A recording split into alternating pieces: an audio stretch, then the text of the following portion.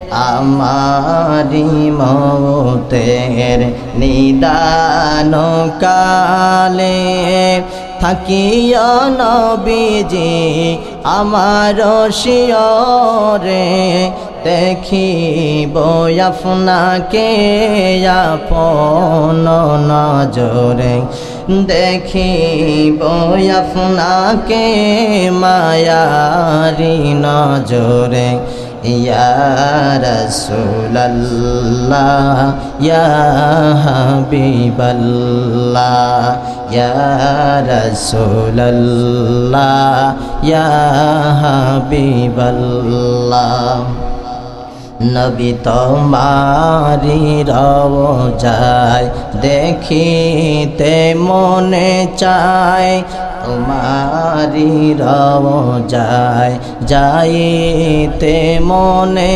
চায় কি করে যাব আমি যাওয়ার তো করি নাই মনের তামান্না স্বপ্নে দেখিব মনের আশা থাই স্বপ্নে দেখা দিও ইয়া রাসূলুল্লাহ ইয়া হাবিবাল্লাহ ইয়া রাসূলুল্লাহ ইয়া হাবিবাল্লাহ। কোরআন হাদিসের আলোচনা হয়, সেটা কিসের বাগান হয়ে যায়? জান্নাতের বাগান। এই জান্নাতের বাগান এটা হলো উৎকৃষ্ট জায়গা। আল্লাহ রাব্বুল আলামিন সমাজের উৎকৃষ্ট মানুষগুলোকে এইখানে কবুল করেন, বলেন সুবহানাল্লাহ। নবীজি আরো একটা কথা বলছেন যে দুনিয়ার ভিতরে একটা জায়গা আছে, জায়গাটা হলো পৃথিবীর মধ্যে সবচেয়ে নোংরা জায়গা, নিকৃষ্ট জায়গা, তার চেয়ে খারাপ জায়গা দুনিয়া আর নাই। সেটা কি? বাজার। আজকে এই মুহূর্তে সেই বাজারের ভিতরে মানুষ বেশি আছে, ঠিক না? তো এখানে আমি বলছি যে এটা জান্নাতের বাগানে বসছি, যদিও এটা আসল জান্নাতের বাগান নয়, কিন্তু কিছু নমুনা আছে। আল্লাহ বলছে উৎকৃষ্ট জায়গা এটা। এই উৎকৃষ্ট জায়গায় জান্নাতের ভিতরে কিয়ামতের দিন বিচার নিকাশ করার পরে জান্নাতে যেমন সবাইকে যেতে দেওয়া হবে না, বাছাই করে করে নিয়ে যাওয়া হবে। এই উৎকৃষ্ট জায়গায় সবাই আসতে পারবে। এখানে সমাজের উৎকৃষ্ট মানুষগুলো এসেছে, বসেছে এবং আসবে। সমাজের নিকৃষ্ট মানুষগুলো তারাই নিকৃষ্ট জায়গা বাজারে ঘোরাঘুরি করতে পারে, বলেন ঠিক কিনা? যে আল্লাহ রাব্বুল আলামিন আমাদেরকে, আল্লাহ তাআলার অসংখ্য শুকরিয়া যে আল্লাহ তাআলা আমাদেরকে জান্নাতের বাগানে কবুল করেছেন। অনেকে বসে আছেন, জান্নাতের বাগান তো প্রধান বক্তা আসুক তারপরে যাবানি। আচ্ছা বলেন তো, নবীজি বলছে কোরআন হাদিসের আলোচনা যেখানে হয় ওটা জান্নাতের বাগান হয়ে যায়। সে বাগান কি শুরু হয়ে গেছে নাকি হবে সামনে? শুরু হয়ে গেছে না? আল্লাহ আমাদেরকে শুরুতে কবুল করেছেন, বলেন আলহামদুলিল্লাহ। সম্মানিত ভাইয়েরা, আমি বলেছি এই বাগান আসল জান্নাতের বাগান নয়, কিন্তু কিছু নমুনা এখানে আছে। জান্নাতের ভিতরে যেই মানুষগুলোকে আল্লাহ পাক জান্নাত দিবেন, এই মানুষগুলো কোনো মারামারি কাটাকাটি করবে? ওখানে মাহফিলে হাজার হাজার মানুষ থাকে, কোনো বিশৃঙ্খলা হয়? কিছু নমুনা ওই জান্নাতের নমুনা পাবেন। শুধু তাই নয়, দুনিয়ার মানুষ অনেক কষ্ট করে কোরআন হাদিসের আলোচনা শোনার জন্য এই জান্নাতি পরিবেশ তৈরি করে।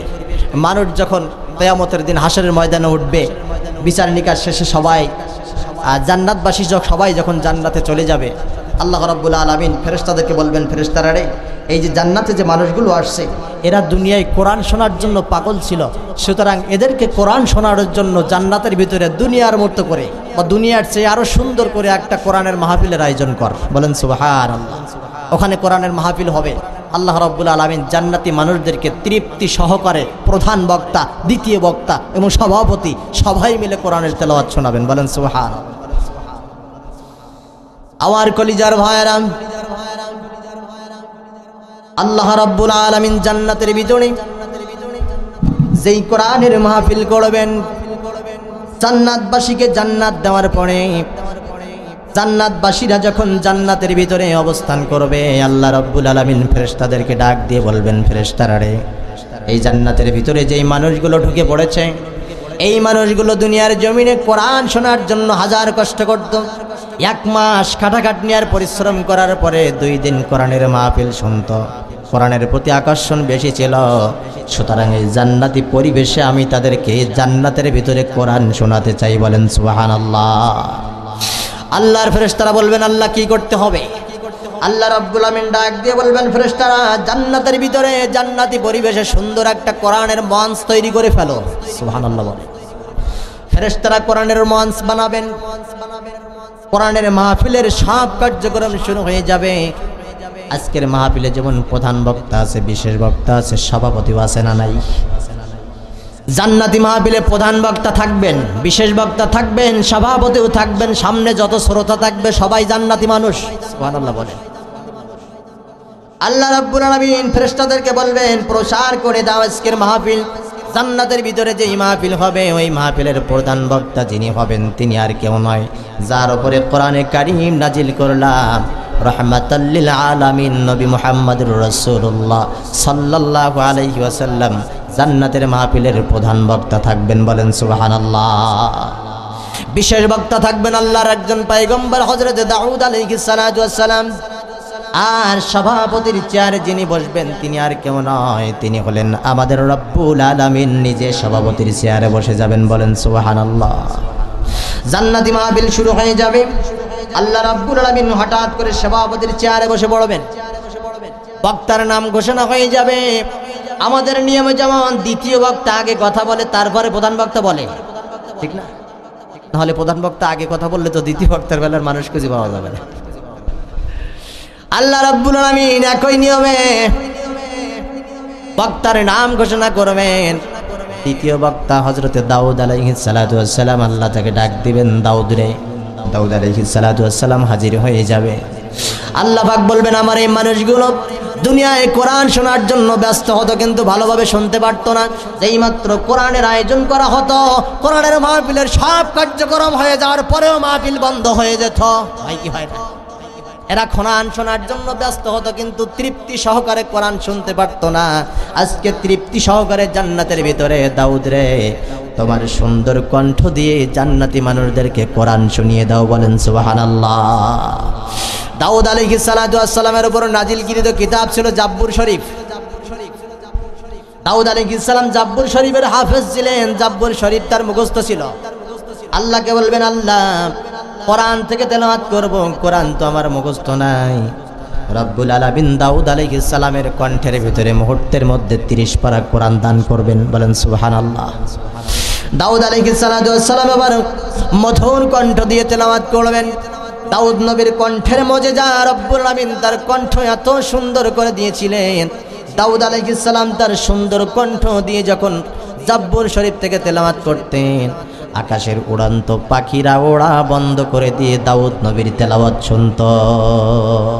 এত সুন্দর কণ্ঠ আল্লাহ পাক তাকে দান করেছে।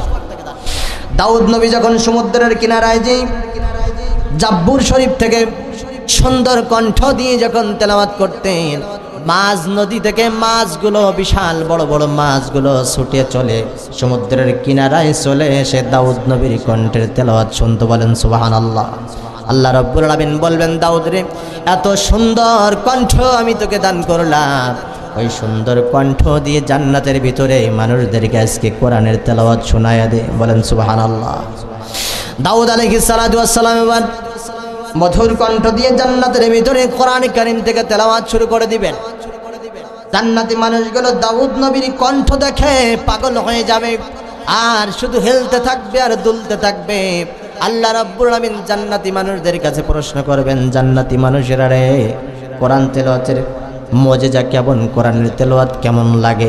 জান্নাতি মানুষগুলো আল্লাহকে ডাক দিয়ে বলবে আল্লাহ তাআলা এই কোরআনের তেলাওয়াত এত সুন্দর তেলাওয়াত, যেই তেলাওয়াত শুনে ডাইনে বামে নজর ফিরাতে পারি না, যেই তেলাওয়াত শুনে পাগল হয়ে গেছি আল্লাহ সব কিছু তুমি বন্ধ করে দাও। কিন্তু তোমার কাছে অনুরোধ করতে চাই জান্নাতের ভিতরে দাউদ নবীর কণ্ঠের কোরআনের তেলাওয়াত যেন বন্ধ করো না।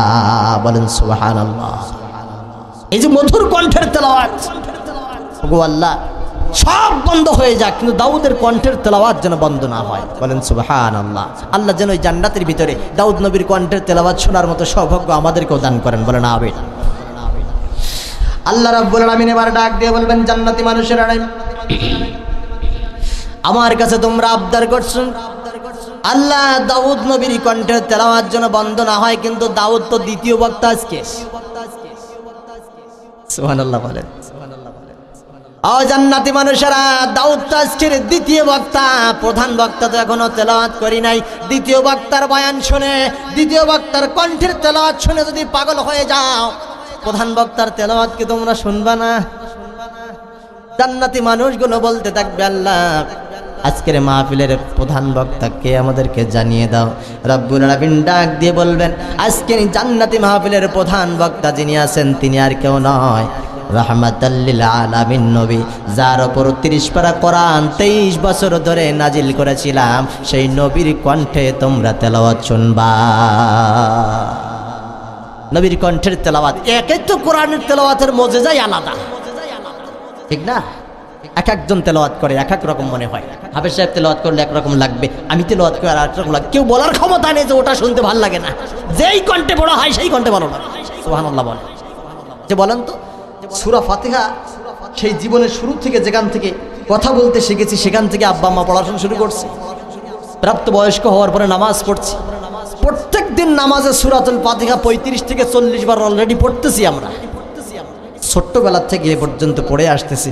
কেউ কি বলছে আজ পর্যন্ত যে প্রত্যেকদিন 30, 35, 40 বার করে সূরা ফাতিহা পড়ি, আর ভাল লাগে না, সূরা ফাতিহা দিয়ে বাদ দিয়ে অন্য সূরা পড়ি? কে বলতে পারবে? বরং যেন মনে হয় আগে যিনি তেলাওয়াত করেছেন ওনারটা ভাল লাগছে, এখন যিনি তেলাওয়াত করছে জীবনের শুরু থেকে এ পর্যন্ত পড়ে আসছি, তারপরও আজকে 80 বছর বয়স হয়েছে, সূরা ফাতিহা শুনে মনে হচ্ছে আল্লাহ যেন কেবল নাজিল করতেছে।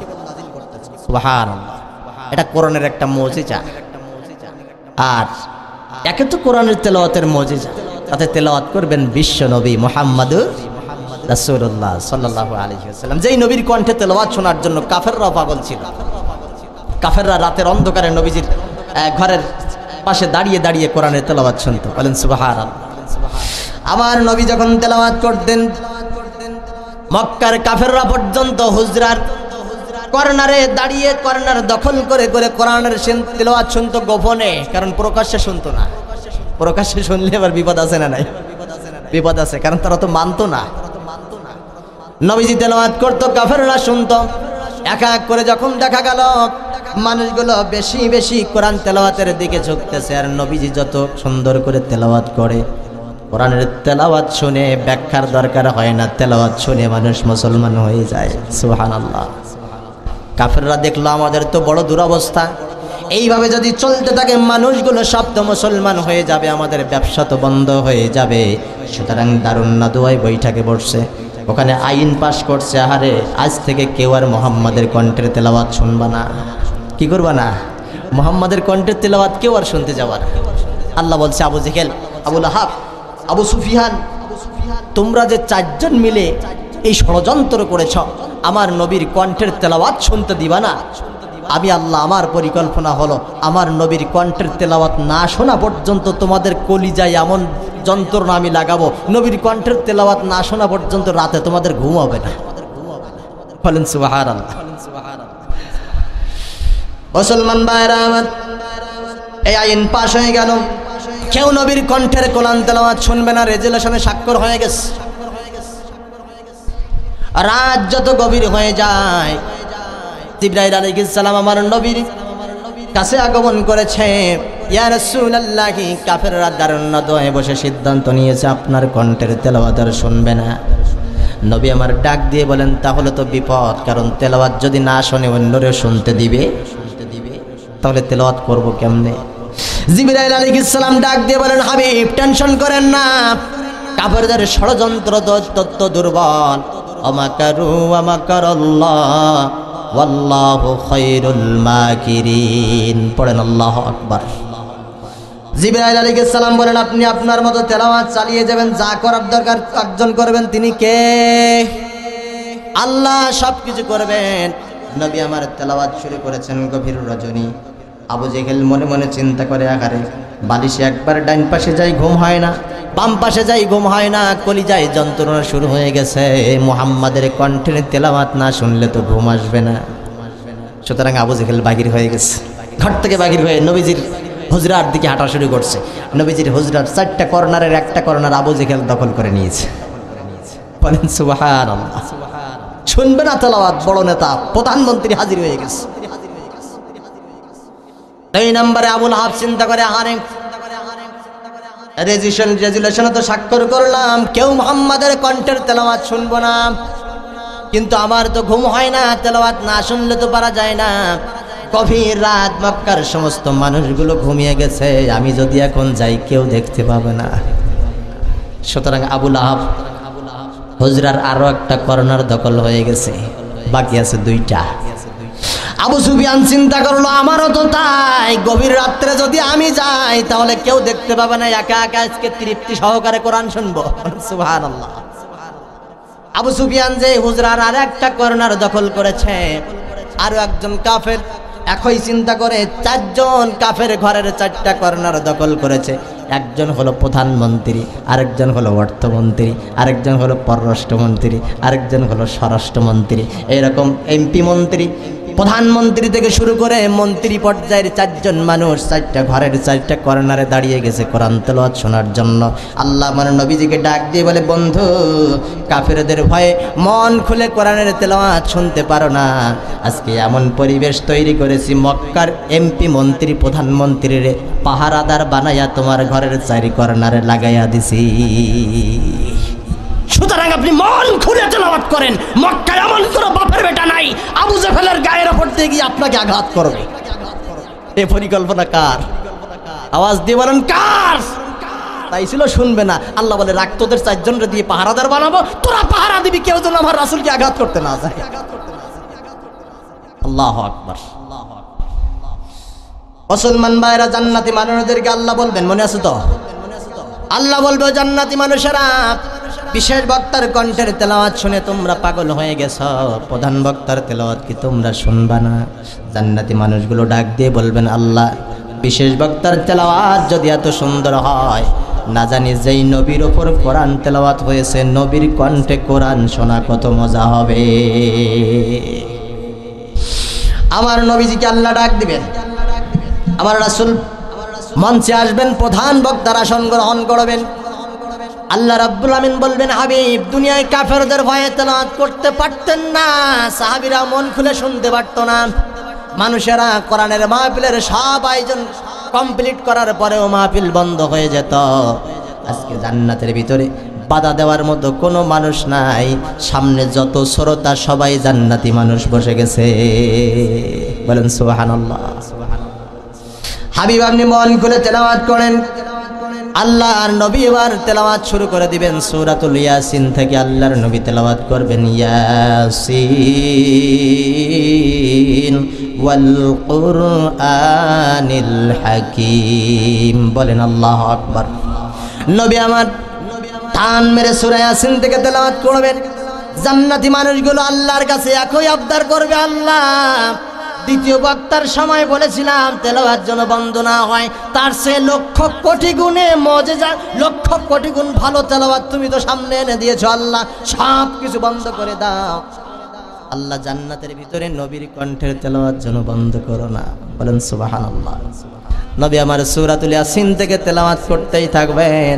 আল্লাহ রাব্বুল আমিন এবার ডাক দিয়ে বলবেন, জান্নাতি মানুষেরা রে, দাউদ নবীর কণ্ঠে শুধু একটু মজেজা দিয়েছিলাম, ওই নবীর কণ্ঠের তেলাওয়াত শুনে তোরা পাগল হয়ে গেছি। আবার আমার নবীর ওপর কোরআন নাজিল করেছিলাম, সেই নবীর কণ্ঠের তেলাওয়াত শুনে তোরা পাগল হয়ে গেছি। আর আমার কাছে আবদার করতেছি, আল্লাহ তেলাওয়াত যেন বন্ধ না হয়ে যায়। কিন্তু যে মহান আল্লাহ রাব্বুল আলামিন কোরআন বানালো এবং নবীর কাছে পাঠালো, ওই আল্লাহর কণ্ঠের তেলাওয়াত কি তোরা শুনবি না? বলেন সুবহানাল্লাহ।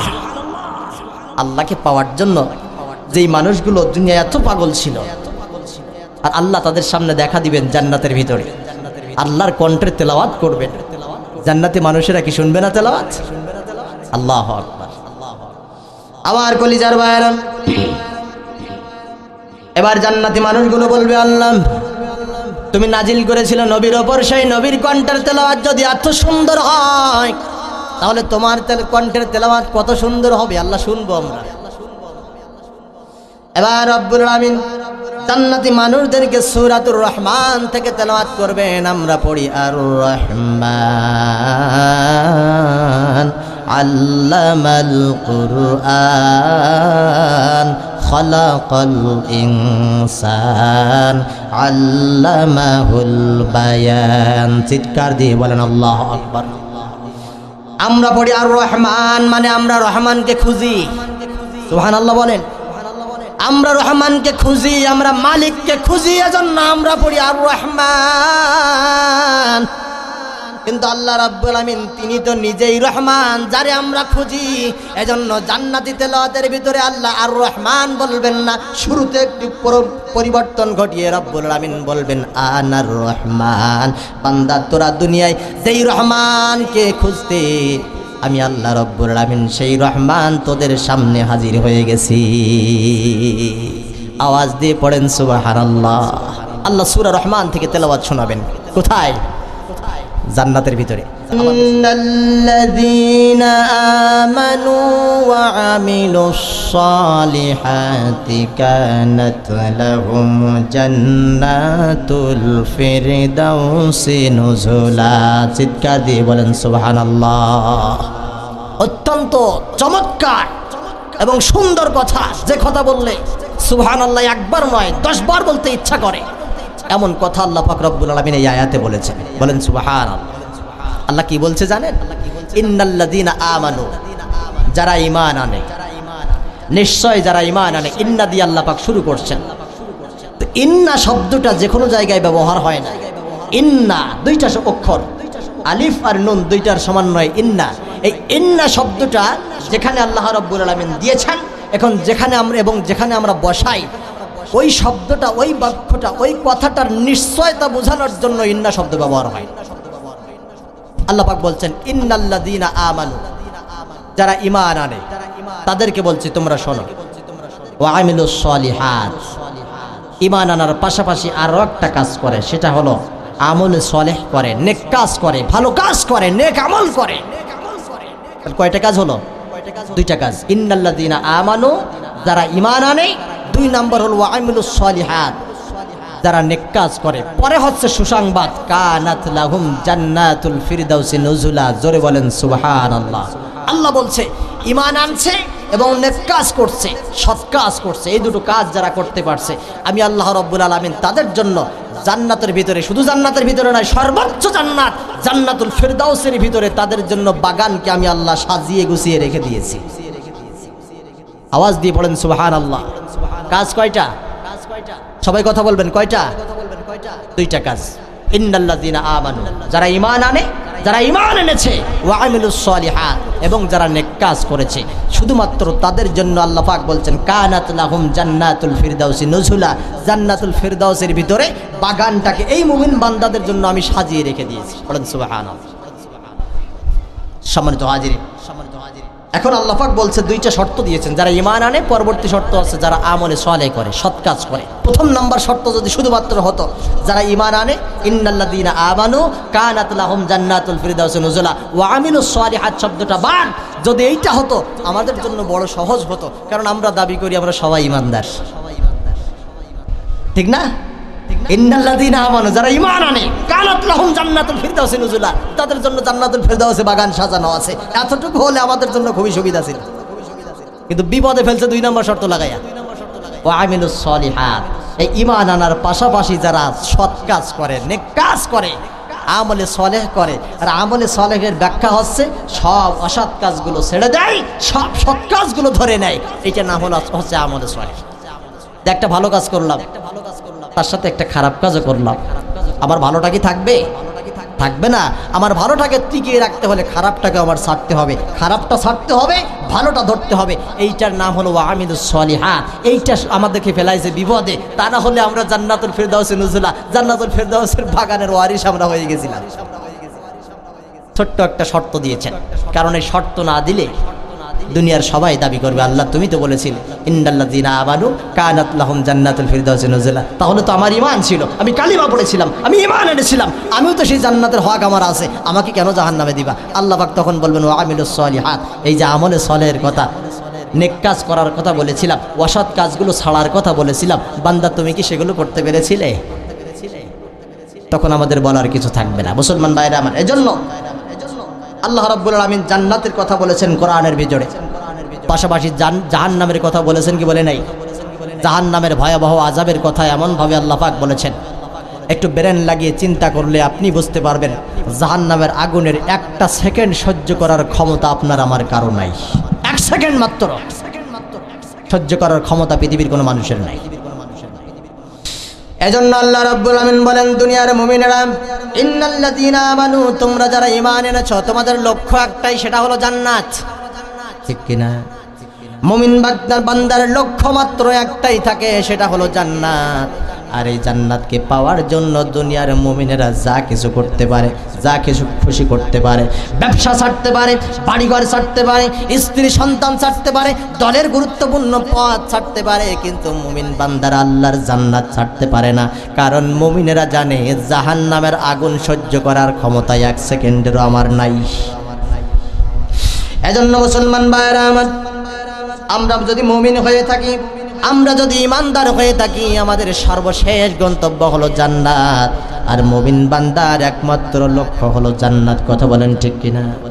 দুনিয়ায় লক্ষ কোটি টাকা আছে, বিঘার পরে বিঘা জমিন আমার আছে, দলের বড় পদ আমার আছে, বিশাল বড় রাজনৈতিক দলের নেতা আমি, রাষ্ট্রের প্রধানমন্ত্রী আমি, গোটা বিশ্বের নেতৃত্ব দানের 1 নম্বরে আছে আমি, কিন্তু জান্নাতের তালিকায় যদি আমার নাম না থাকে, কোনো কিছুর মূল্য হবে নাকি? কোনো কিছুর মূল্য হবে? আজকে প্রধানমন্ত্রী আছি, কালকে জেলখানার কয়েদি হয়ে থাকা লাগতে পারে, কোনো নিশ্চয়তা নাই। আজকে লক্ষ কোটি টাকার মালিক আছি, আগামীকালকে ফুটা থালা নিয়ে রাস্তায় বসা লাগতে পারে, এটার কোনো নিশ্চয়তা নেই।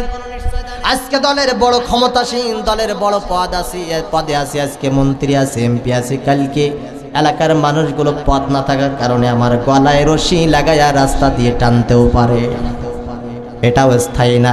কিন্তু আল্লাহ রাব্বুল আলামিন বলছেন, খালিদিনা ফিহা লা ইয়াবগুনা আনহা হিওয়ালা।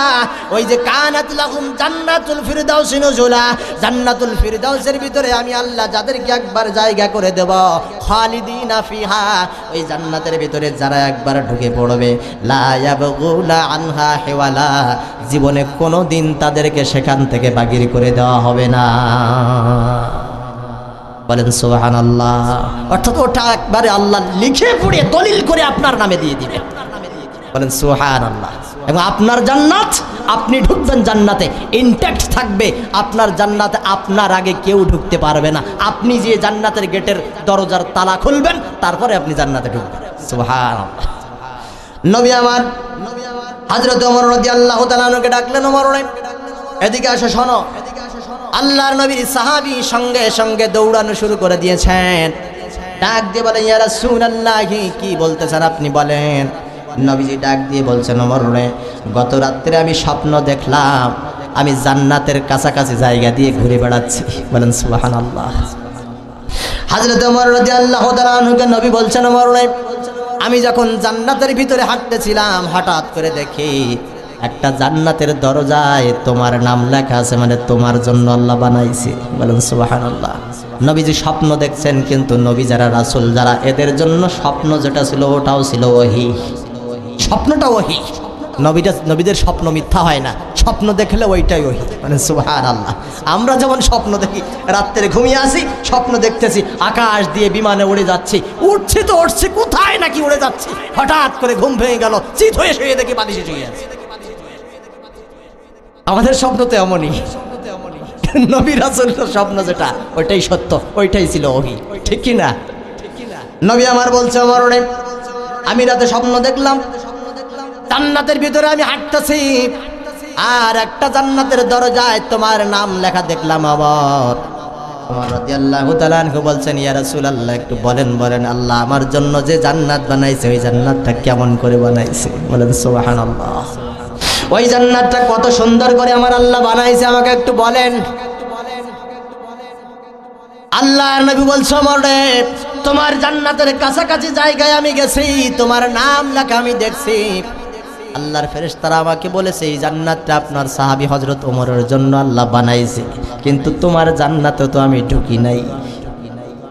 হযরত ওমর ডাক দিয়ে বলে, ইয়া রাসূলুল্লাহ, কেন আপনি ঢুকেন নাই? নবী আমার ডাক দিয়ে বলেন, আল্লাহ রাব্বুল আলামিন যাদেরকে জান্নাত দিবেন, একবারে ইনট্যাক্ট জান্নাত থাকবে, একজনের জান্নাতে আরেকজন আগে ঢুকতে পারবে না। জান্নাতে যাওয়ার পরে প্রতিবেশী হিসাবে বেড়াতে যাইতে পারে, কিন্তু সে ঢোকার আগে কেউ ডাকবে না, চাবি তো তোমার কাছে। আমি নবী চাইলে ঢুকতে পারতাম, কিন্তু তোমার আগে তোমার জান্নাতে যদি আমি ঢুকে যাই ওমর, তোমার যদি একটু মন খারাপ হয়ে যায়, এজন্য আমি ঢুকি নাই। হযরত ওমর হাউমাউ করে কেঁদে দিয়ে নবীজিকে জড়িয়ে ধরে বলে, ইয়া রাসূলুল্লাহ, আমার ব্যাপারেও কি আপনার এমন ধারণা? আপনি আমার জান্নাতে ঢুকলে আমিও কষ্ট পাবো, তাহলে কেমন মানুষ আপনি? আমার ব্যাপারেও কি এমন ধারণা আপনার যে আমার জান্নাতে আপনি ঢুকবেন, আমি কষ্ট পাই কিনা বলে আপনি ঢুকেন নাই? আল্লাহু আকবার। মুসলমান ভাইরা, আমার জন্য প্রত্যেকের জান্নাত থাকবে আলাদা আলাদা, চাবি থাকবে, যার জান্নাত তার কাছে একজন ঢুকতে পারবে। আল্লাহ রাব্বুল আমিন ওই জান্নাতের ভিতরে মানুষদেরকে নিয়ে যাবেন। কানাত লাহুম জান্নাতুল ফিরদাউসি নুজুলা। শর্ত হলো ইন্নাল্লাযীনা আমানু ওয়া আমিলুস সলিহাত, ঈমান আনার পরে যারা নেক কাজ করবে তাদের জন্য থাকবে ওই জান্নাত। কিন্তু নবী আমার বলেন, বান্দা জান্নাতে যাওয়ার আগ পর্যন্ত জান্নাতের নিয়ামতগুলো বান্দাকে তো দেওয়া হবে না। দুনিয়ায় কোনো মানুষ জান্নাতের সমতুল্য নিয়ামত আল্লাহ দুনিয়ার মানুষকে দেবে নাকি? দেবেন না। জান্নাতের ভিতরে যে নিয়ামত আল্লাহ রাব্বুল আলামিন রাখছেন, ওটা জান্নাতবাসীর জন্য রাখছেন, ওখানে যাবে তারপর নেবে। বলেন সুবহানাল্লাহ। কিন্তু জান্নাতের কিছু আলামত দিবেন, নিয়ামত দিবেন না, কিন্তু আলামত থাকবে। আমার মুসলমান ভাইরা, নবী আমার ডাক দিয়ে বলেন, ইন্নাল্লাযীনা আমানু ওয়া আমিলুস সলিহাত, দুইটা শর্ত মেনে যারা কবরের ভিতরে চলে যাবে, ঈমান আনার পরে নেক কাজগুলো করে যারা কবরের ভিতরে চলে গেল, নবীজি ডাক দিয়ে বলেন, কবরে মাটি চাপা দেওয়ার সাথে সাথে কবরটা তার জন্য জান্নাতের বাগান হয়ে যাবে। আর কবর থেকেই জান্নাতের বাগান শুরু হয়ে যাবে। বলেন সুবহানাল্লাহ। আল্লাহর নবী ডাক দিয়ে বলেন, ঈমান যারা এনেছ, মুমিন যারা হয়েছ, তোমার মৃত্যু কোথায় হবে, কিভাবে হবে, এটা নিয়ে চিন্তা করার দরকার নাই। তোমার মৃত্যুর পরে জানাজা হয়েছে কি হয় না এটাও দেখার দরকার নাই। তোমার জানাজায় কয়জন মানুষ হবে এটাও চিন্তা করার দরকার নাই। তোমার জানাজা পড়তে দিল নাকি প্রশাসন দিয়ে জানাজা বন্ধ করালো এটাও দেখার দরকার নাই। ঈমান যদি তোমার থাকে, মুমিন যদি তুমি হয়ে থাকো, পুকুরের ধারে বাটজারের কিনারে হাঁটু সমান পানিতেও যদি তোমার দাফন করে দেয়, ইন্নাল্লাযীনা আমানু ওয়া আমিলুস সলিহাত, দুইটা জিনিস যদি তোমার ভিতরে থাকে, হাঁটু পানিতে দুনিয়ার মানুষেরা তোমাকে কবর দিয়ে আসছে, মাটি চাপা দিয়ে মানুষ সরার সাথে সাথে তোমার কবরটাকে আল্লাহ জান্নাত বানায়া দেবে। আওয়াজ দিয়ে পড়েন সুবহানাল্লাহ। আমার কলিজার ভাইয়েরা, নবীজি বারবার ডেকে বলছেন, দুনিয়ার মানুষেরা তোমরা শোনো, কবর এমন জায়গা, ইন্নাল্লাযীনা আমানু ওয়া আমিলুস সলিহাত, দুইটা শর্ত, দুইটা কাজ যদি তোমার সাথে না থাকে, এই দুইটা কাজ বাদ দিয়ে কবরের ভিতরে যখন তুমি ঢুকবা, দুই পাশের মাটি এসে তোমাকে চাপ দিবে, এক পাশের পাজরের হাড়গুলো আরেক পাশে এভাবে ঢুকে যাবে। নাউজুবিল্লাহ। কবরবাসী কলিজা ফাটা চিৎকার করবে। নবীজি ডাক দিয়ে বলেন, কবরের মানুষের চিৎকার, যন্ত্রণার চিৎকার দুনিয়ায় শুধু মানুষ আর জিনে শুনতে পায় না, আর সবাই পায়, আর সব প্রাণী শুনতে পায়। জন্য দেখবেন কবর খোলায় গরু থাকে না বেশি সময়, ছাগল বেশি সময় থাকে না, কোনো প্রাণী চাই বেশি সময় টেকে না ওখানে। নবীজি বলছেন, মানুষেরা কবরবাসীর চিৎকার শুনতে পায় না, কিন্তু কবরের ভিতরে যে আযাব হয় মানুষেরা চিৎকার করে, অন্য প্রাণীরা শুনতে পায়, পাখি শুনতে পায়, গরু শুনতে পায়, ছাগল শুনতে পায়। নবী আমার কোনো একদিন সাহাবায়ে কেরামদেরকে নিয়ে নবীজি একটা উটনির পিঠে সওয়ার হয়ে পথ চলতেছেন, পিছনে অসংখ্য সাহাবী পথ চলছেন। হঠাৎ করে সামনে কবরস্থান, কবরস্থানের পাশাপাশি যাওয়ার পরে নবীজি দেখলেন, নবীজিকে বহনকারী উটটা হঠাৎ করে লাফালাফি করা শুরু করে দিয়েছে। সাহাবায়ে কেরাম ডাক দিয়ে বলে, ইয়া রাসূলুল্লাহ, উট তো বেয়াদব, আপনার মতো ব্যক্তি পিঠের উপরে বসা উট বেয়াদবি করছে, লাফালাফি করছে। নবী আমার ডাক দিয়ে বলেন, সাহাবীরা রে, এখান থেকে দ্রুত কেটে পড়ো, উটের কোনো দোষ নাই। সাহাবায়ে কেরামকে নিয়ে নবী যখন কেটে পড়লেন, সাহাবীরা প্রশ্ন করে, ইয়া রাসূলুল্লাহ, উটটা আপনাকে নিয়ে লাফালাফি কেন করতেছিল? নবী আমার ডাক দিয়ে বলে, সাহাবীরা রে, কবরের বাসীর আযাবের কষ্ট আর চিৎকার শুধুমাত্র মানুষ আর জিনেরা শুনতে পায় না, সব পশু পাখিগুলো কবরবাসীর চিৎকার শুনতে পায়। কবরের পাশ দিয়ে যখন আমরা যাচ্ছিলাম, আমরা কবরের পাশ দিয়ে যাওয়ার সময়ও কবরবাসীর ওপর ভয়ানক আযাব হচ্ছিল, কবরের ভিতর থেকে ভয়ঙ্কর চিৎকার আসতেছিল, তোমরা শুনতে পাও নাই, উটনিটি শুনতে পেয়েছে, যার কারণে ভয়ের দাপটে উটটা লাফালাফি করা শুরু করে দিয়েছে। আল্লাহ এই কঠিন মুহূর্ত থেকে যেন আমাদেরকে বাঁচিয়ে দেয়, বলেন আমিন। মুসলমান ভাইরা আমার, এই যে কবরের ভিতরে ঈমান নিয়ে যদি যেতে পারে, ইন্নাল্লাযীনা আমানু ওয়া আমিলুস সালিহাত, এই দুইটা কাজ করে মানুষ যদি কবরের ভিতরে ঢুকতে পারে তার জন্য জান্নাতের টুকরা হয়ে যায়।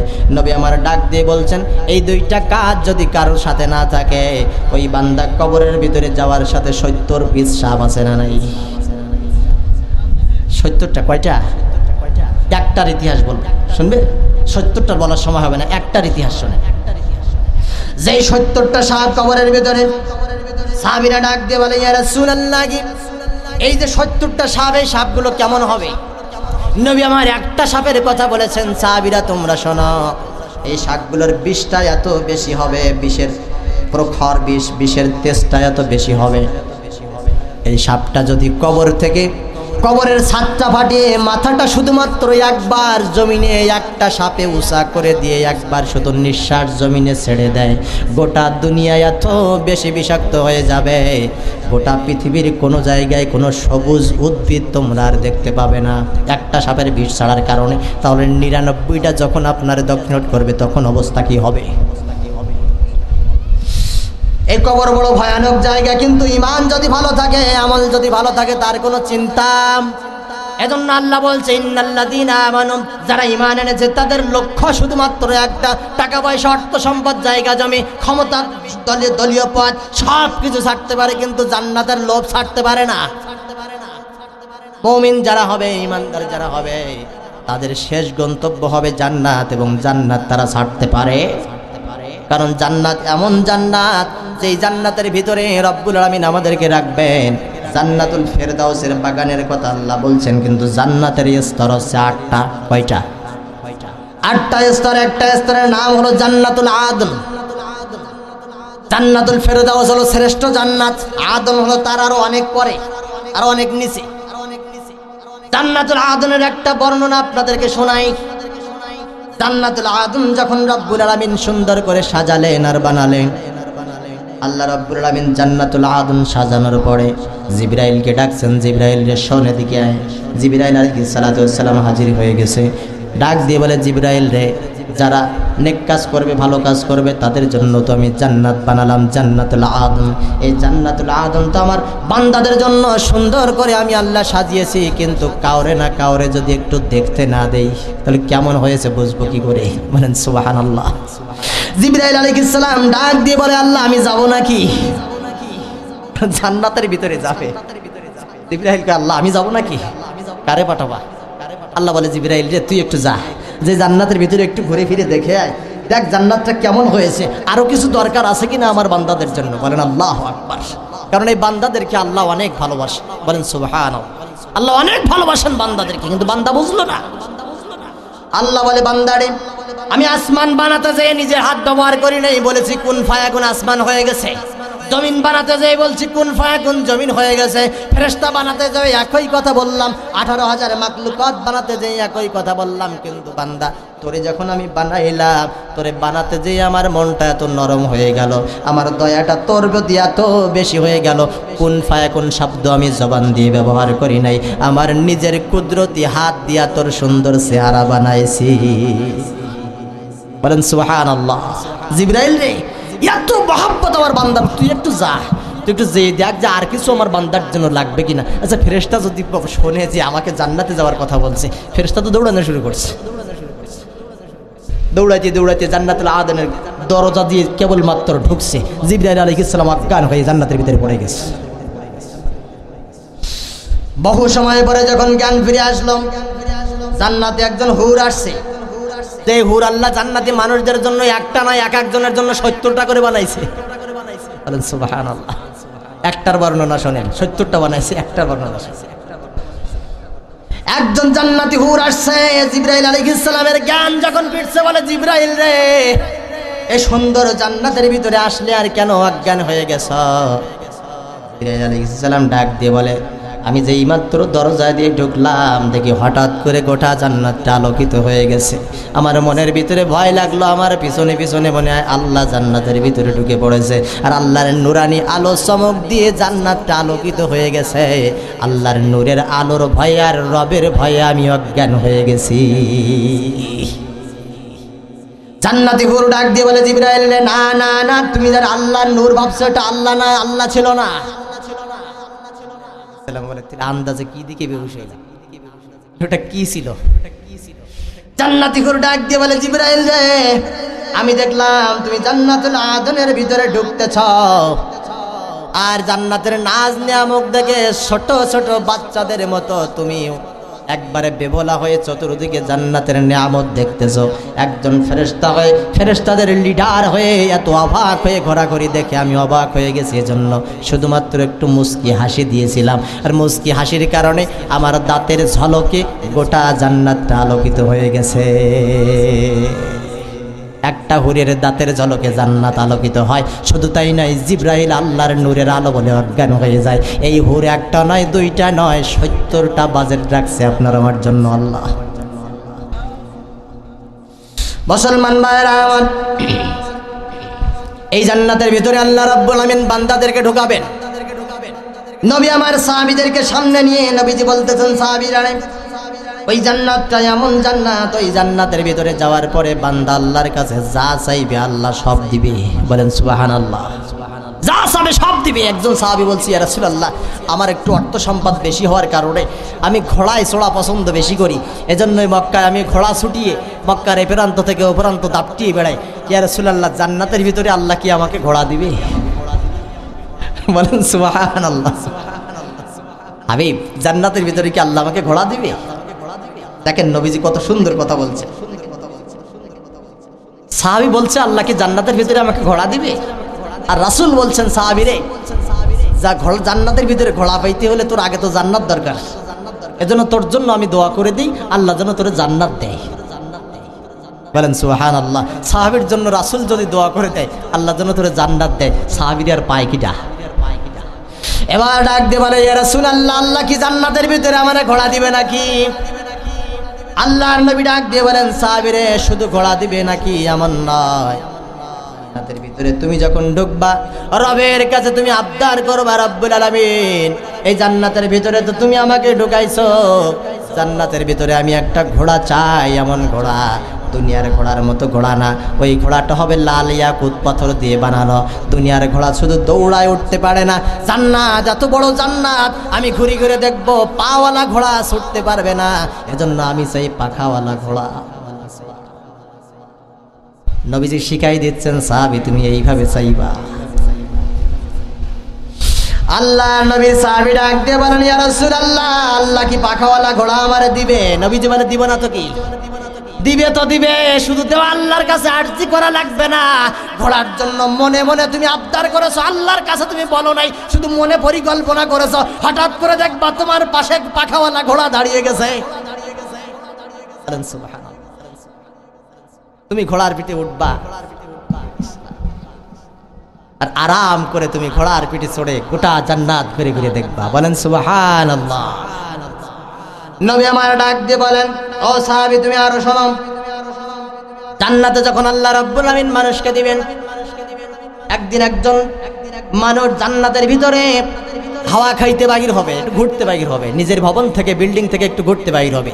অবাক হবেন, জান্নাতের ভিতরে আবু হুরায়রা রাদিয়াল্লাহু তাআলা আনহু প্রশ্ন করছেন, ইয়া রাসূলুল্লাহ, এই জান্নাতের যে বিশাল বড় বড় ভবন দিবেন, একটা হাদিসে নবীজি বলছেন জান্নাতের ভিতরে সবচেয়ে ছোট বাড়ি যাকে দেওয়া হবে ওই বাড়িটা হবে দুনিয়ার 100 তলা বাড়ির মতো। বলেন সুবহানাল্লাহ।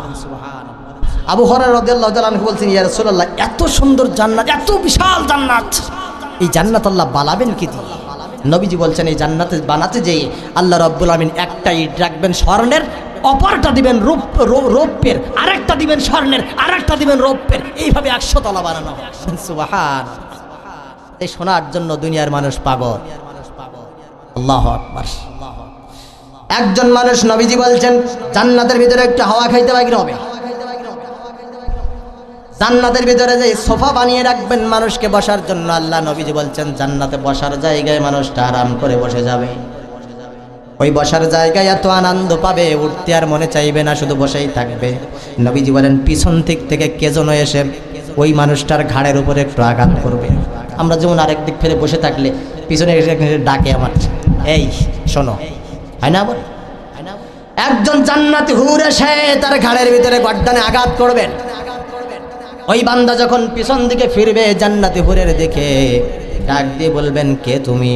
বলে, তোমাকে আর আরাম দেওয়ার জন্য, তোমার খেদমত করার জন্য আল্লাহ আমাকে পাঠাইছে। বলেন সুবহানাল্লাহ। নবীজি বলছেন, এই হুরের সৌন্দর্য কি তোমরা জানো? ওই হুরের সৌন্দর্য তো এত সুন্দর হবে, ওই বান্দা যখন জান্নাতি হুরের গালের দিকে তাকাবে, নবীজি বলছেন, দুনিয়ার আয়নার ভিতরে মানুষ যেমন সুন্দর ছবি দেখতে পায়, জান্নাতি হুরের গালের ভিতরে নিজের ছবিটা আরো সুন্দর দেখতে পাবে। এত সুন্দর।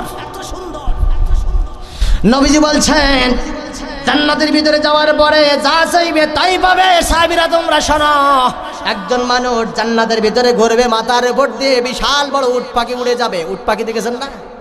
উট পাখি কি উঠতে পারে? উঠতে পারে না। কারণ হলো একটা দেহ বড়, পাখা ছোট, ওড়ার শক্তি নাই। কিন্তু নবীজি বলছেন, জান্নাতে যে উট পাখি আল্লাহ বানাবেন, ওই উট পাখি উড়বে, এক প্রান্ত থেকে আরেক প্রান্তে উড়ে যাবে। বলেন সুবহানাল্লাহ।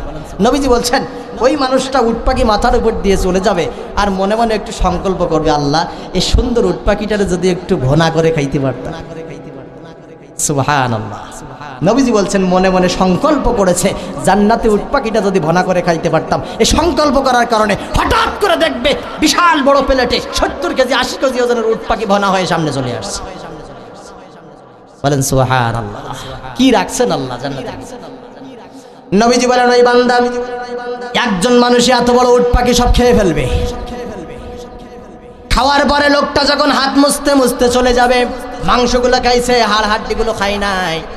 হঠাৎ করে লোকটা পিছনে তাকিয়ে দেখবে একটা হাড়ের গায়ে আর একটা হাড় জোড়া লেগে গেছে, যেখানের মাংস সেখানে জোড়া লেগে গেছে। চোখের সামনে দিয়ে পূর্বের মতো উট পাখি আবার উড়ে চলে যাচ্ছে। বলেন সুবহানাল্লাহ। সাহাবীরা ডাক দিয়ে বলে, ইয়া রাসূলুল্লাহ, এই যে জান্নাতের ভিতরে আল্লাহ এত খাওয়াবেন মানুষরে, কিন্তু জান্নাত কি মানুষ নোংরা করবে না? খাইলে তো ঢেলারও দরকার আছে না নাই? আল্লাহর নবী ডাক দিয়ে বলবেন, সাহাবীরা রে, না না, এই যে জান্নাত, সুন্দর জান্নাত, আল্লাহ সুন্দরই রাখবেন, নোংরা হবে না। খাওয়ার পরে হজমেরও দরকার আছে। জান্নাতি মানুষগুলো যখন খাইবে, পেট ভরে খাওয়ার পরে, আমাদের ভাষায় আমরা বলি বাচ্চারা ঢেকুর উঠায়, বলে না? অনেক জায়গায় বলে ক্যাত উঠায়। খাওয়ার পরে একটু ওঠে আর কি, গলা বেয়ে বেয়ে। নবীজি বলছেন, জান্নাতি মানুষগুলো খেয়ে খাওয়ার পরে দুইটা একটা করে ঢেকুর উঠাবে। ওঠানোর সঙ্গে সঙ্গে পেটের ভিতরে সব কিছু হজম হয়ে বাতাসের সাথে বাগির হয়ে যাবে। বলেন সুবহানাল্লাহ। সাহাবীরা বলে, ইয়া রাসূলুল্লাহ, এই বাতাস কি জান্নাতকে দুর্গন্ধ করবে না? নবীজি বলেন, না না না, এই যে বাতাসটা বাগির হবে, এই বাতাসটার সুঘ্রাণ হবে মেশক আম্বরের মতো। সুবহানাল্লাহ। মানে কোনো দিকের ত্রুটি নাই। আল্লাহ পাক জান্নাতের ভিতরে কি বানায় রাখছেন আমাদের। আল্লাহ বলছে, ইন্নাল্লাযীনা আমানু ওয়া আমিলুস সলিহাত, দুইটা কাজ করে আসো, এমন সুন্দর জান্নাত তোমার জন্য আমি রেখে দিয়েছি। বলেন সুবহানাল্লাহ। সবাই বলেন সুবহানাল্লাহ। সুবহানাল্লাহ বলতেও কষ্ট হয়। আপনি জানেন একটা সুবহানাল্লাহর মর্যাদা কত? মানুষকে যখন হাসরের ময়দানে উঠানো হবে, জান্নাতীদেরকে আল্লাহ জান্নাতে দিবেন, জাহান্নামীদেরকে আল্লাহ জাহান্নামে দিবেন। আর তো মানুষ নাই নাকি? না, কিছু মানুষ আছে, তাদেরকে আল্লাহ জান্নাতেও দিবেন না, জাহান্নামেও দিবেন না। তাদেরকে আল্লাহ জান্নাত এবং জাহান্নামের মাঝখানে আরাফ নামক জায়গায় দাঁড় করে রাখবেন বছরের পরে বছর। সাহাবায়ে কেরাম ডাক দিয়ে বলে, ইয়া রাসূলুল্লাহ, এরা কারা? যাদেরকে আল্লাহ জান্নাতও দেয় নাই, জাহান্নামও দেয় নাই, মাঝখানে আরাফ নামক জায়গায় দাঁড় করে রাখছে, এরা কারা? আল্লাহর নবী ডাক দিয়ে বলছেন, সাহাবীরা রে, এই মানুষগুলো হলো তারা যাদের নেকি আর গুনাহগুলো মিজানের দুইটা পাল্লায় উঠানোর পরে নেকির পাল্লার গুনাহের পাল্লা সমান সমান হয়ে গেছে। অর্থাৎ এরা জান্নাতীও না, জাহান্নামীও না। এজন্য আল্লাহ এদেরকে আরাফ নামক জায়গায় বছরের পরে বছর দাঁড় করে রাখবেন।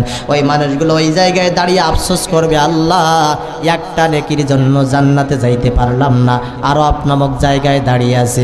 আল্লাহ বলেন, নবীর আল্লাহ রাসূল বলছেন, একটা হরফ উচ্চারণ করলে কয় নেকি হয়? কয় নেকি? 10 নেকি হয়। সুবহানাল্লাহর ভিতরে আছে 8টা অক্ষর, 8 10 80 নেকি।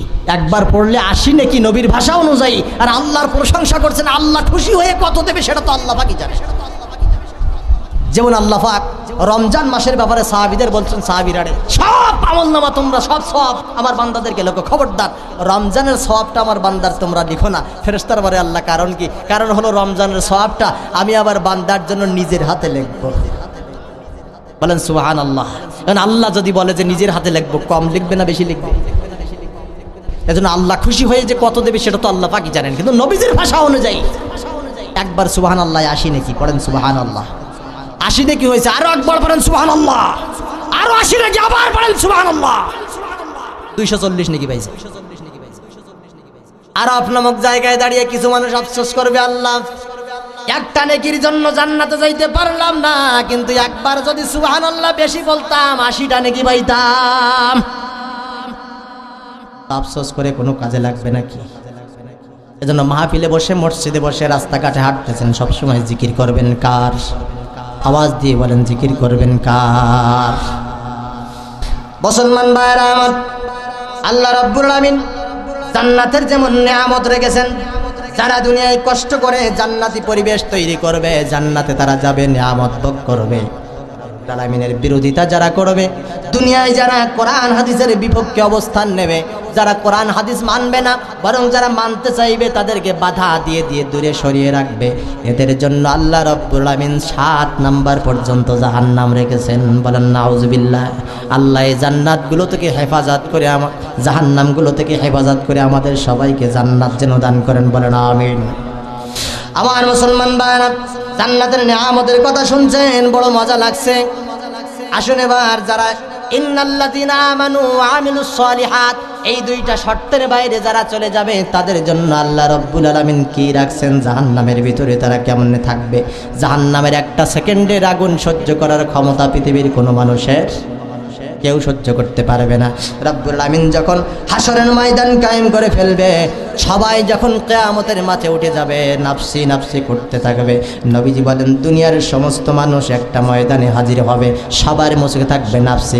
আদম নবী বলবে নাফসি, ইব্রাহিম নবী বলবে নাফসি, নূহ নবী বলবে নাফসি, ঈসা নবী বলবে নাফসি, সবাই বলবে নাফসি। শুধুমাত্র একজন পয়গম্বর নবী মুহাম্মদুর রাসূলুল্লাহ সাল্লাল্লাহু আলাইহি ওয়াসাল্লাম মাকামে মাহমুদে সিজদায় পড়ে আমাদের জন্য কেঁদে কেঁদে বলবেন উম্মতি উম্মতি। এমন মুহূর্ত যখন হয়ে যাবে, হাসরের ময়দানে বিচার এখনো আল্লাহ শুরু করেন নাই, এমন সময় আল্লাহ ফেরেশতাদেরকে বলবেন, ফেরেশতারা রে এমন একজন কাফেরকে ধরে নিয়ে আসো, যেই কাফেরকে দুনিয়ায় আমি দেই নাই এমন নিয়ামত নাই, সকল নিয়ামত তাকে আমি দান করেছিলাম, এমন একজন কাফেরকে নিয়ে আসো। বিচার এখনো হয় নাই। আল্লাহর ফেরেশতারা ধরে নিয়ে যাবেন, ধরে নেন বিল গেটসকে ধরে নিয়ে যাবে, দুনিয়ার সবচেয়ে ধনী মানুষ। ওর কি টাকা পয়সার অভাব আছে? নিজের যে কত সম্পদ নিজেও জানে না, ধরে নেন ওরে ধরে নিয়ে যাবে। বিচার হয় নাই এখন। আল্লাহর সামনে যাওয়ার পরে আল্লাহ ফেরেশতাদেরকে বলবেন, ফেরেশতারা ওরে জাহান্নামের আগুনে ছুঁড়ে ফেলে দেয়। ফেরেশতারা বলবে বিচার যখন হয় নাই, আল্লাহ বলবে ফেলতে বলছি ফেল। আল্লাহর ফেরেশতারা জাহান্নামের আগুনের ভিতরে ওকে নিক্ষেপ করবেন, ফেলার সাথে সাথে আল্লাহ আবার বলবেন ফেরেশতারা দেরি করিস না, জলদি করে উঠাই নিয়ে আয়। ফেরেশতারা বলবেন কেবল তো ফেললাম। আল্লাহ বলবে ঠিক আছে, যতটুকু চেয়েছিলাম হয়ে গেছে, ওরা উঠাই নিয়ে আয়। ওই কাফেরকে যখন ফেরেশতা ধরে নিয়ে আসবে, আল্লাহ তাকে আবার সুস্থ করে দিবেন। আল্লাহ প্রশ্ন করবেন, তোরে তো দুনিয়ায় সব নিয়ামত আমি দান করেছিলাম, এমন কোনো নিয়ামত ছিল না দুনিয়ায় যেটা তোরে আমি দেই নাই। আমার সামনে দাঁড়িয়ে বলতো, দুনিয়ার স্মৃতি তোরে আমি ফিরাই দিলাম। আমার সামনে দাঁড়িয়ে বল আমি তোরে কি কি নিয়ামত দিয়েছিলাম, দুটো একটা নাম বলতো দেখি। নবীজি বলছেন ওই কাফের দুনিয়ায় সব নিয়ামত পাইছে, কিন্তু আল্লাহর কাছে বলবে রব্বুল আলামিন জাহান্নামে 1 সেকেন্ড ছিলাম, 1 সেকেন্ড থাকার কারণে আমার অবস্থা এমন নাজেহাল হয়ে গেছে। আমি জানি সব নিয়ামত তুমি আমাকে দিয়েছিলে, কিন্তু কি নিয়ামত দিয়েছিলে কিচ্ছু মনে নাই আমার। 1 সেকেন্ড জাহান্নামের আগুনে ছিল। এজন্য নবীজি বলছেন নেক আমল করো, জাহান্নামের 1 সেকেন্ড আগুন সহ্য করার ক্ষমতা কারো থাকবে?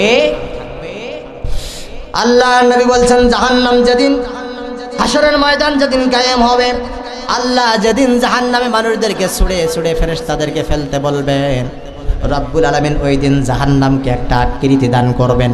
ওই দিন জাহান্নামের দুইটা হাত থাকবে, ওই দিন জাহান্নামের একটা মাথা থাকবে, ওই দিন জাহান্নামের দুইটা চোখ থাকবে, ওই দিন জাহান্নামের একটা গাল থাকবে, একটা জিহবা থাকবে। যেই জিহবা দিয়ে জাহান্নাম মানুষকে দেখতে পাবে, যেই কান দিয়ে জাহান্নাম মানুষের চিৎকার শুনতে পাবে, যেই চোখ দিয়ে জাহান্নাম দেখতে পারবে, যেই কণ্ঠ দিয়ে আল্লাহর সাথে জাহান্নাম কথা বলতে পারবে, এই জাহান্নাম তাকে হাসরের ময়দানের দিকে নবীজি বলছেন, হাসরের ময়দানের দিকে জাহান্নাম হা হা করে চলে আসবেন, আর তার মুখে একটা মাত্র শব্দ থাকবে, হাল মিম মাজিদ, হাল মিম মাজিদ। আমি আরো চাই, আরো চাই, আরো চাই। এখনো পরিপূর্ণ হয় না, আর কারা বাকি আছে জাহান্নামে ফেলতে? আমি আরো চাই। আল্লাহ রাব্বুল আমিন জাহান্নামকে থামিয়ে রাখার জন্য ওই দিন জাহান্নামের গলায় ৭০,০০০ শিকল পরাবেন। ৭০,০০০ লোহার শিকল আল্লাহ জাহান্নামের গলার মধ্যে পরাবেন।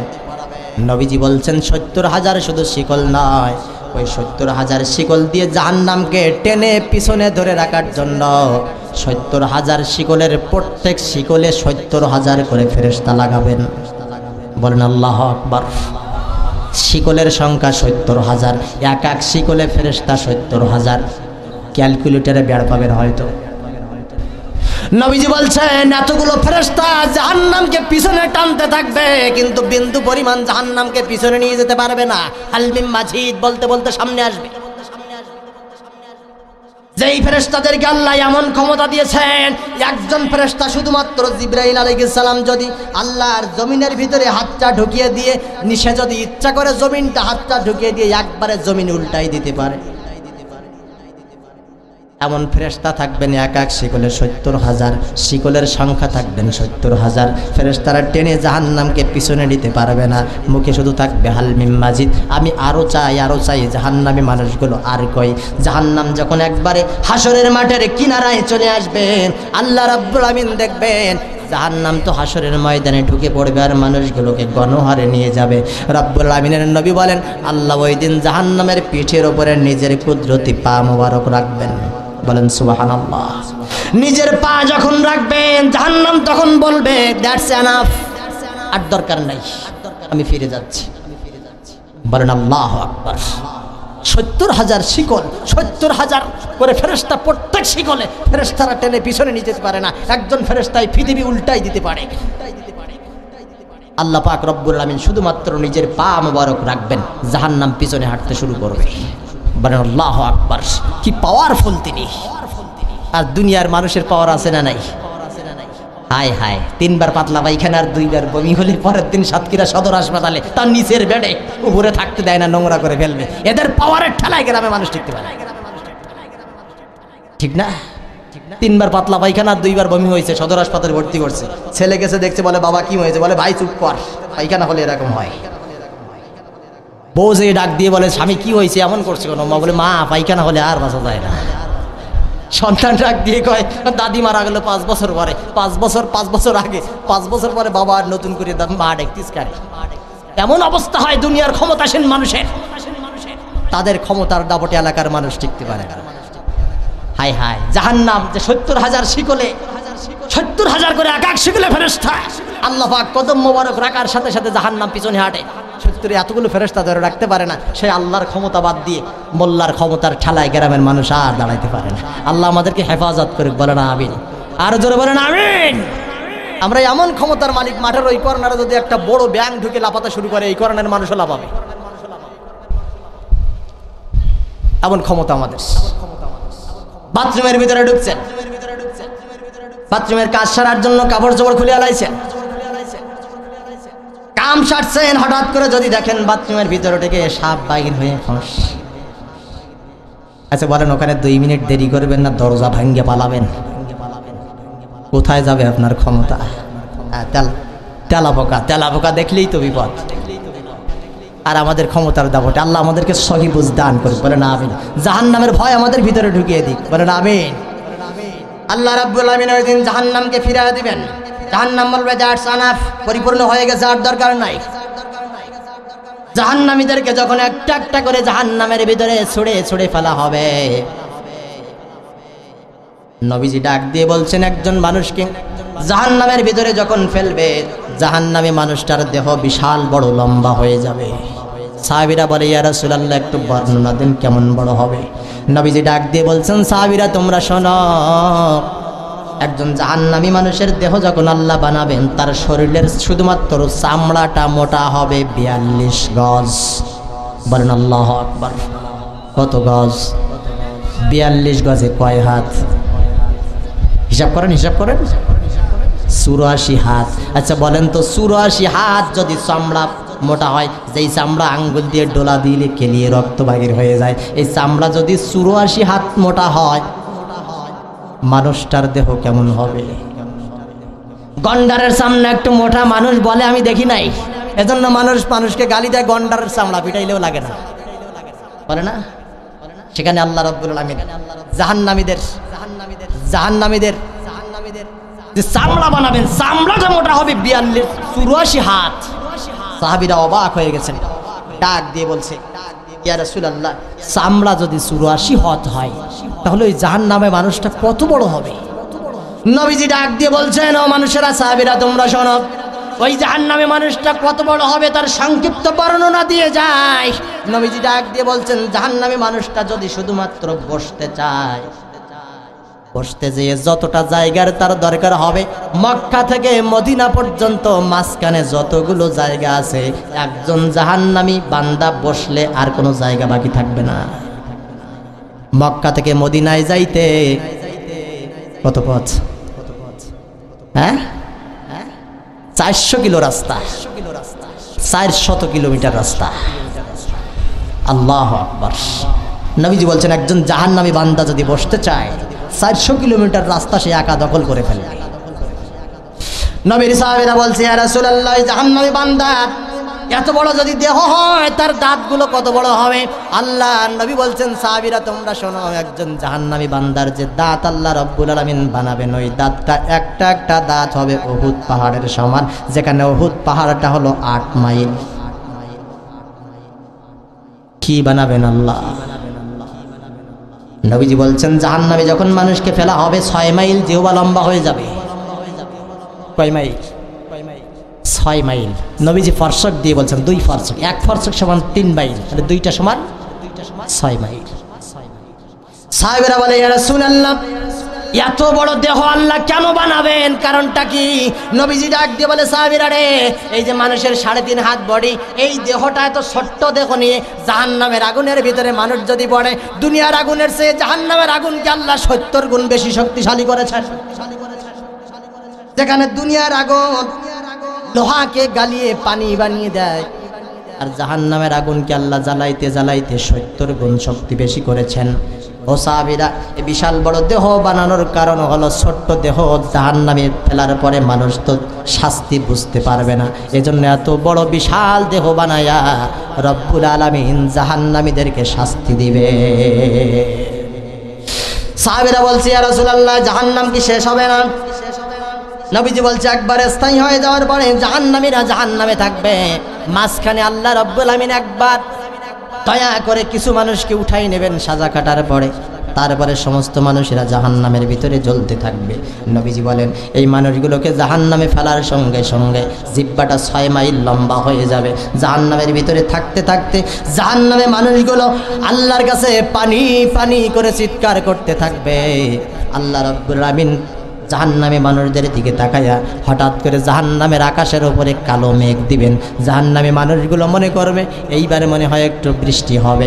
আল্লাহ রাব্বুল আলামিন কিছুক্ষণের মধ্যে বৃষ্টিও দিবেন ঠিকই, কিন্তু নবীজি বলেন ওই বৃষ্টিটা হবে এমন বৃষ্টি, যেই বৃষ্টির পানির ফোঁটা জাহান্নামে মানুষের 70 গজ 42 গজ মোটা চামড়ার উপরে, আর ওই অনুযায়ী মাংস আর হাড্ডির উপরে যখন এক ফোঁটা বৃষ্টির পানি পড়বে, বৃষ্টির পানি এতটাই শীতযুক্ত আর গরম পানি থাকবে, শরীরে লাগার সাথে সাথে হাড্ডির গা পর্যন্ত চলে যাবে। বৃষ্টির পানি গায়ে লাগার সাথে সাথে শরীরের রক্ত মাংসগুলো সব খসে পড়ে শুধুমাত্র কাঠামটা বাইর হয়ে যায়। সাহাবীরা বলে, ইয়া রাসূলুল্লাহ আল্লাহ কি করবেন, কাঠাম থেকে যাবে নাকি? আল্লাহর নবী ডাক দিয়ে বলেন, সাহাবীরা রে, না না, হওয়ার পরে রব্বুল আলামিন ওই বান্দাকে আবার পুনরায় ভালো করে দিবেন, সুস্থ করে দিবেন, আবার আল্লাহ একই আযাব দিয়ে তাকে শাস্তি দিবেন। আল্লাহ এই কঠিন আযাব থেকে আমাদেরকে যেন বাঁচিয়ে দেয়। কলিজার ভাইরা আমার, সাহাবীরা বলে ইয়া রাসূলুল্লাহ জাহান্নামী মানুষেরা খাবে কি, ওদের খাদ্য খাবার কি?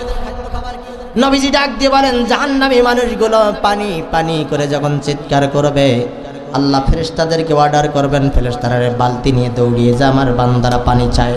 ফেরেশতারা দৌড়িয়ে যা জাহান্নামের নিম্ন এলাকায়, নিচু এলাকার দিকে চলে যা।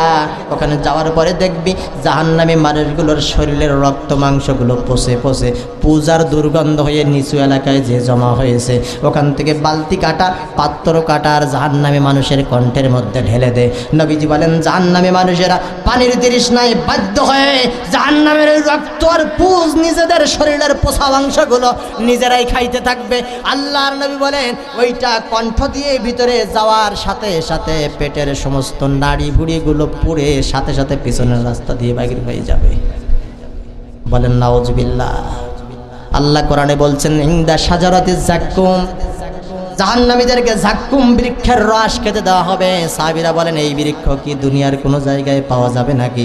আল্লাহর নবী বর্ণনা করছেন সাহাবীরা রে, না না না, এই বৃক্ষের রস দুনিয়ার কোনো জায়গায় পাওয়া যাবে না। এই বৃক্ষটা শুধুমাত্র একটা জায়গায় জন্মায়, সেটা হলো বৃক্ষটা জাহান্নামের ভিতরে, জাহান্নামের আগুনের ভিতর থেকে জন্ম নিয়ে উপরে বাহির হয়ে আসে। সাহাবীরা বলে ইয়া রাসূলুল্লাহ এটা কেমন গাছ, এটা খাইলে কি হবে? নবী আমার ডাক দিয়ে বলছেন এই যাক্কুম বৃক্ষ এমন বৃক্ষ, আসমানের উপর থেকে এক ফোঁটা যাক্কুম বৃক্ষের রস, বাটা রস যদি জমিনের উপরে কোনো মানুষ ছেড়ে দিত, আল্লাহ যদি এক ফোঁটা রস জমিনের উপরে ছেড়ে দিত, মুহূর্তের মধ্যে দুনিয়ার সমস্ত প্রাণীগুলো ছটফট করে মরে যেত এক ফোঁটায়। কিন্তু জাহান্নামীদের কণ্ঠের ভিতরে কলসের পরে কলসটা ঢালা হবে, খাবে, পিছনের রাস্তা দিয়ে পেটের নাড়ি ভুড়ি পচে বাহির হয়ে যাবে। এমনিভাবে জাহান্নামের মানুষগুলো পড়তে থাকবে জাহান্নামে। জাহান্নাম যে কত গভীরতা, আল্লাহর নবী একদিন সাহাবায়ে কেরামদেরকে নিয়ে মসজিদের ভিতরে কোরআন শোনাচ্ছেন, হাদিস শোনাচ্ছেন। এমন সময় চতুর্দিক থেকে বিকট একটা আওয়াজ সাহাবীদের কানে আসছে, নবীজির কানে আসছে। সাহাবায়ে কেরাম ভীত হয়ে গেছে, এত বড় আওয়াজ কোনোদিন শুনি নাই। গোটা দুনিয়া থরথর করে কেঁপে উঠছে। সাহাবীরা বলে ইয়া রাসূলুল্লাহ আমরা তো বুঝতে পারি নাই এই আওয়াজটা কিসের আওয়াজ। নবীজি ডাক দিয়ে বলে সাহাবীরা রে, এই আওয়াজটা কিসের আওয়াজ তোমরা শোনো। এখান থেকে ৭০,০০০ বছর আগে আল্লাহ জাহান্নামের উপর থেকে বড় সড়ো একটা পাথর জাহান্নামের নিচের দিকে ছেড়ে দিয়েছে। যেমন মনে করেন ৫ তলা ভবনের উপর থেকে একটা পাথর ছুড়লে কত সময় লাগবে নিচে আসতে? অল্প ৫-৭ সেকেন্ডের মধ্যে নিচে চলে আসবে। নবী বলেন আল্লাহ ৭০,০০০ বছর আগে জাহান্নামের উপর থেকে একটা বড় সড়ো পাথর জাহান্নামের নিচের দিকে ছেড়ে দিয়েছে। আজকে ৭০,০০০ বছর পাথরটা পথ চলতে চলতে আজকে এসে জাহান্নামের নিচে যে আঘাত করেছে, আর সেই আঘাতের কারণে গোটা দুনিয়া সহ থরথর করে কেঁপে উঠছে।